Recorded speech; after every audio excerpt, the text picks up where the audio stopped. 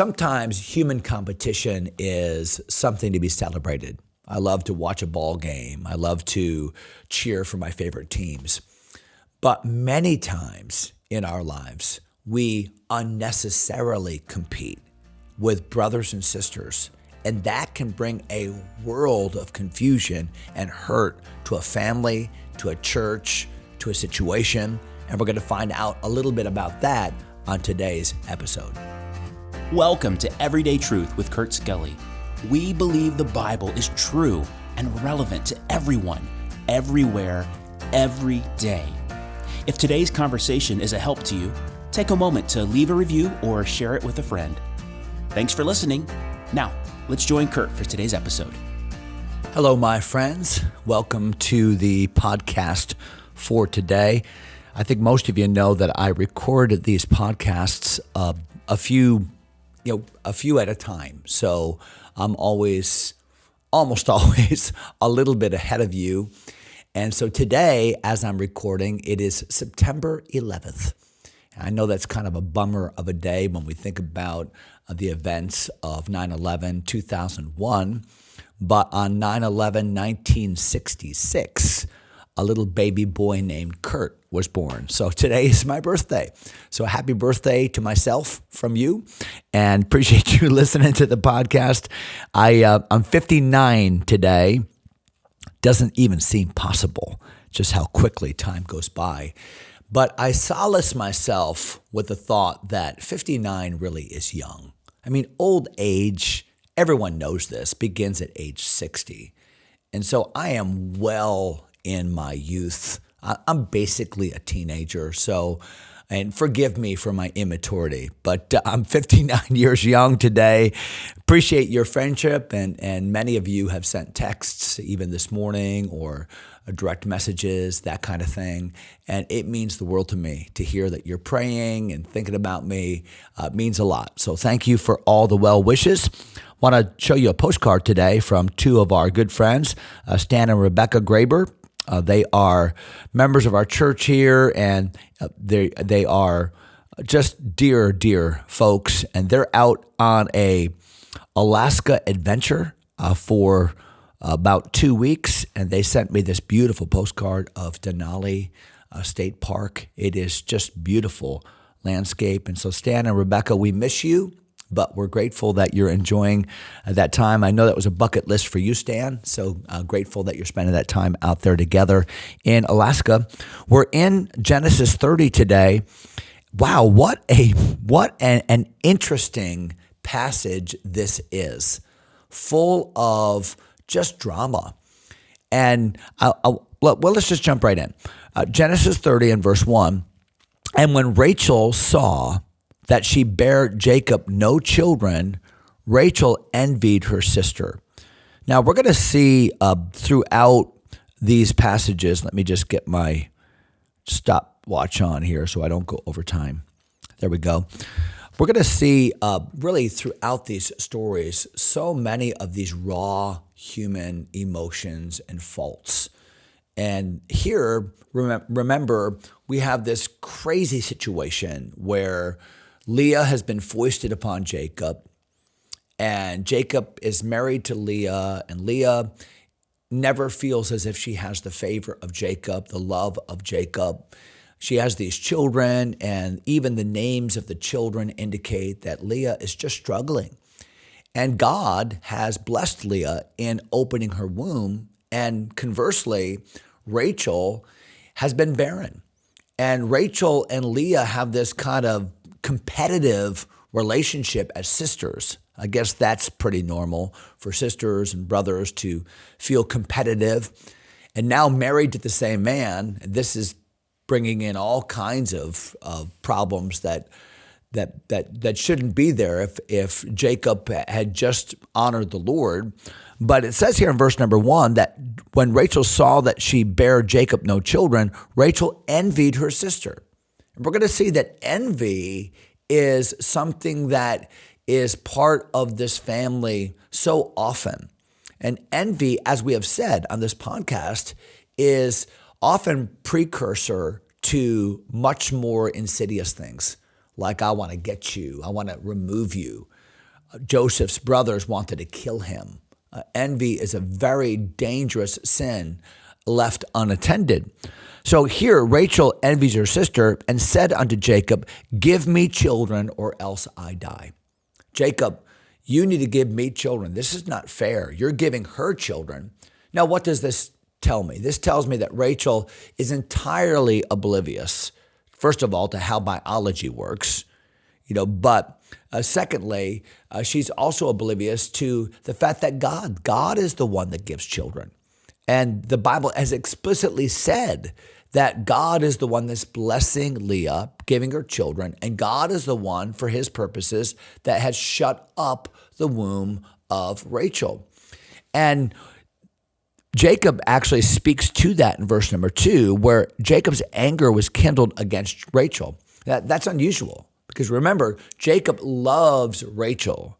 Jacob favors Rachel. I think the implication of the text is that night by night, on a given night, Rachel and Jacob are living together as the married couple. And Leah has her own separate tent and the handmaids and so forth. So, wow.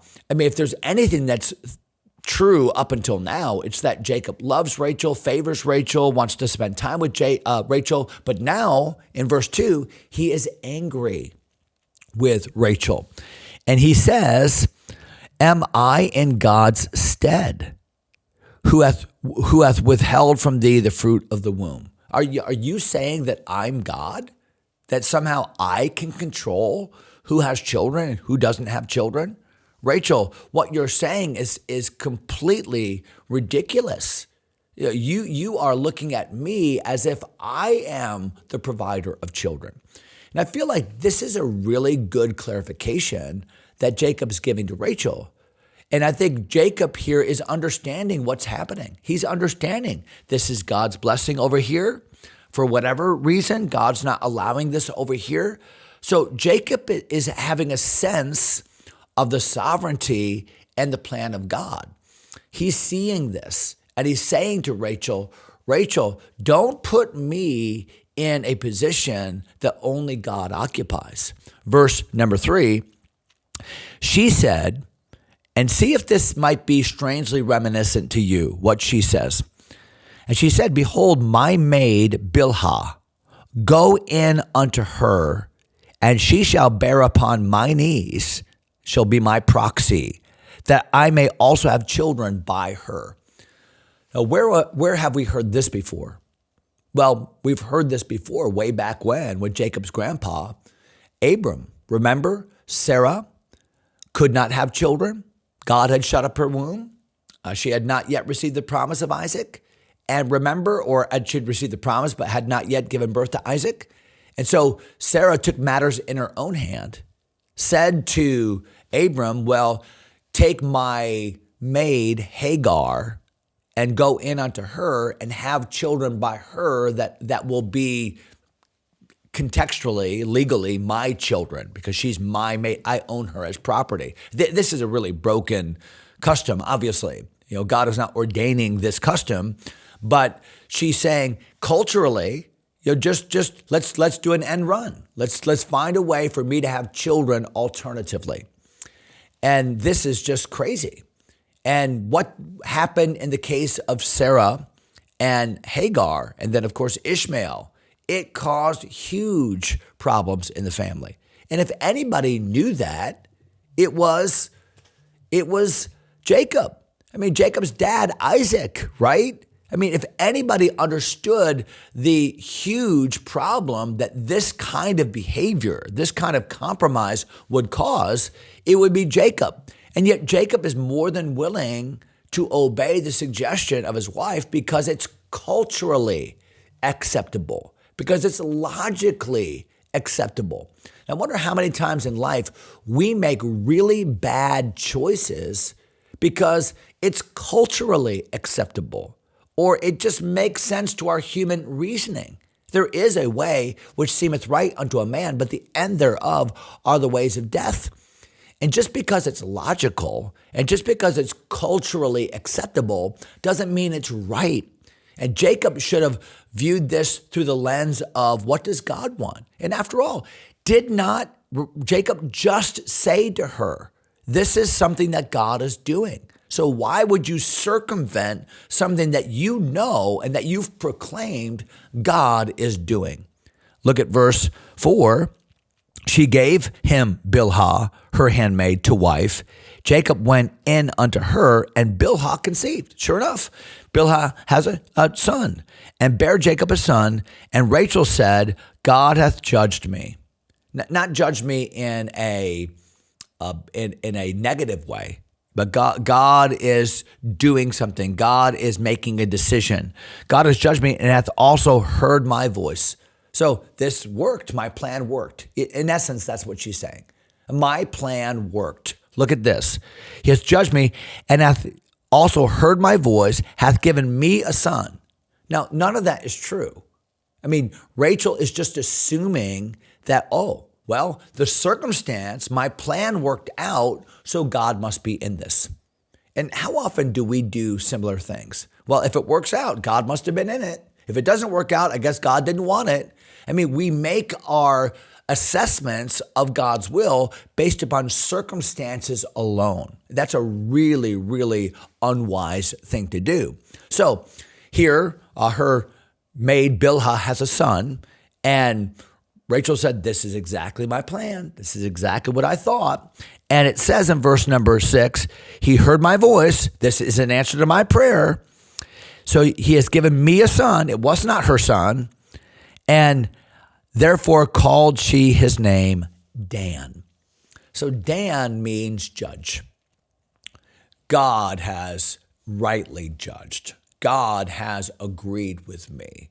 God has endorsed my plan. God has heard my prayer. Now, none of that was true, but Rachel is living in this delusion. And remember, all of this began because she envied her sister. She wants to have children, not for good and godly reasons. She wants to have children so that she has leverage over her sister. So she's looking at her maid in a commoditized way. She's even looking at children in an objectified way. I don't want to have children for good and godly reasons. I don't want to raise a family for good and godly reasons. I just want to get even with my sister. This is a broken situation. And verse 7, and Bilhah, Rachel's maid, conceived again and bare Jacob a second son. And Rachel said, with great wrestling have I wrestled with my sister. She still is looking at all of this as a competition. Because you know why? She envied her sister.